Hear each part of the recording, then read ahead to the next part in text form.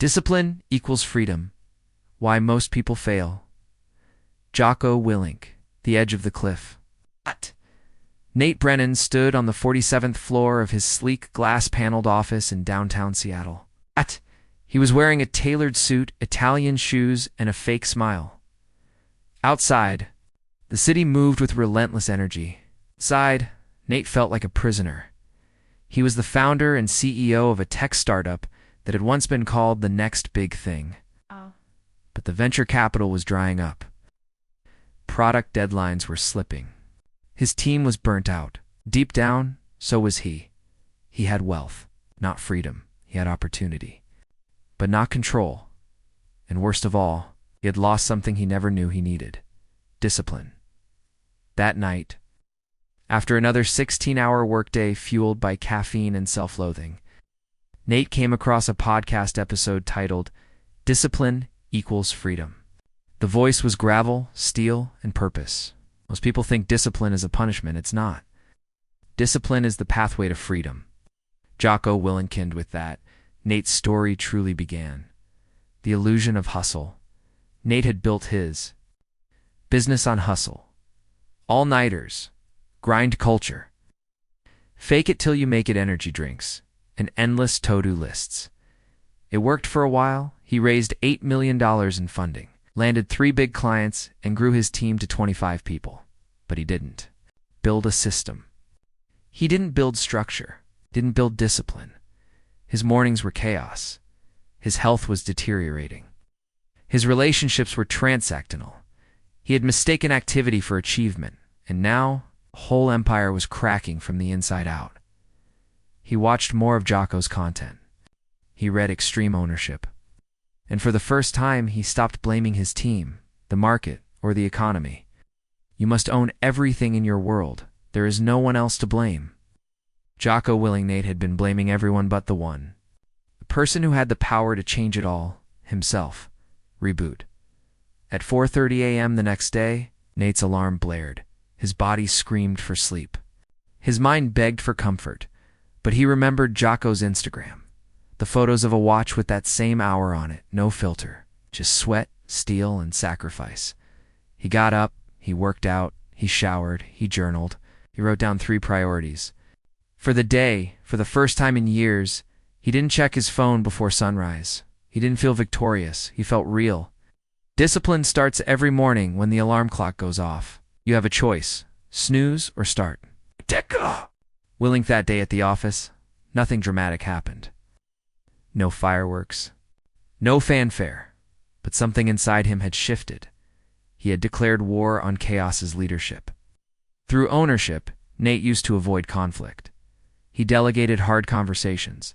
He let toxic behavior slide because he feared being disliked. But discipline meant confronting the hard things consistently. He called a team meeting. Not to yell, not to blame, to own.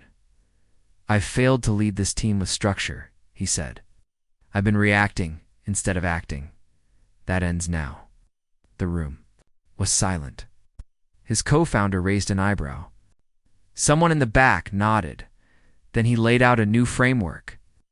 Fixed team stand-ups at 8 a.m. sharp, weekly war room reviews, clear KPIs, and ownership lanes.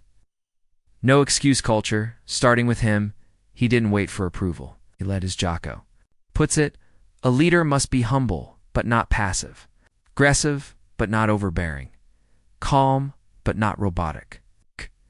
Within 2 weeks, morale improved. Deadlines started hitting. Slack chatter shifted from complaints to collaboration. The team didn't just see a new structure. They saw a new Nate. The war within. Discipline isn't glamorous. It's not Instagrammable. It's lonely, repetitive, and ruthless. And that's why most people quit. Nate nearly did too. There were mornings he stared at his alarm and thought, what's the point? But Jocko's voice haunted him, not in fear, but in truth. Don't expect to be motivated every day. You won't be. Don't count on motivation. Count on discipline. So Nate built rituals, not goals. God. He worked out every morning, no matter how he felt. He ate clean 5 days a week. He blocked off time for deep work, free from distraction. Read one book per week on leadership, war, mindset, execution. No exceptions. Yes. No excuses. And slowly the fog began to lift. He wasn't just managing stress. He was building resilience, strategy from the SEALs. Jocko's military background taught Nate the power of clarity under fire. He began treating his startup like a mission, not a mood. He adopted the prioritize and execute mindset. Don't panic. Assess the situation. Determine the highest priority task. Execute. Move to the next. Every time a problem arose, a client threatening to churn, a bug in the product, a dispute between engineers, Nate stopped reacting emotionally. He asked, "What's the mission? What's the most important thing right now?" Then he acted decisively. His team followed, because discipline breeds trust, and trust builds momentum. The sacrifices with discipline came sacrifice. Nate stopped going to happy hours. He cut his Netflix time to 0. He eliminated busy work meetings and calendar clutter. He stopped saying yes to everything. He said no to good things so he could build greatness. Discipline equals freedom. The more you discipline yourself, the less you are a slave to impulses, distractions, and weakness. Jocko Willink lost some friends along the way. Ones who joked, "You're obsessed." They were right. He was obsessed with becoming the man he knew he could be. And freedom was no longer a fantasy. It was becoming his daily reality. Rebirth: 6 months into his transformation, everything had changed. Revenue was up 42%. Burnout had turned to buy-in. His company was featured in Forbes as a startup comeback story. But the real win wasn't external. It was internal. Nate no longer needed to feel in control.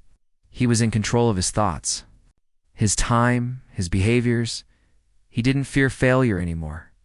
He respected it, because failure was a teacher, and discipline was the textbook. The discipline flywheel. Discipline created results. Results created confidence. Confidence reinforced discipline. It was a flywheel. And Nate shared that flywheel in every investor pitch, team meeting, and new hire onboarding. "Here's what we value," he told people. Extreme ownership, discipline over chaos, humility in leadership, relentless execution. Freedom through systems. This wasn't theory anymore. It was culture. And culture beats strategy every time. Teaching the next generation, Nate began mentoring other founders. He wasn't the cool, flashy startup guy anymore. He was the quiet storm, the grounded general, the leader who walked in at 4:59 a.m. and said, "Let's get after it." One young founder asked him, "How do you keep going when it's boring, hard, and lonely?" Nate smiled, "Because I don't rely on how I feel. I rely on what I've decided." Why most people fail? Most people fail not because they're weak. They fail because they wait for motivation. They chase freedom without discipline. They want the reward, but avoid the reps. They don't fail because they're broken. They fail because they never built. And in the words of Jocko Willink, you have to build the discipline. You have to train. You have to prepare. There is no shortcut. Nate's life didn't change overnight, but every morning at 4:30 a.m., it changed again, and now he owns a company, a mission, and most importantly, his mind. Closing message for you, the viewer. You want success? Don't chase excitement. Chase discipline. Don't look for hacks. Build habits. Don't pray for easy. Get strong. Wake up early. Do the hard thing. Eat the clean food. Make the hard call. Take full ownership. Because in business, in leadership, in life, discipline equals freedom.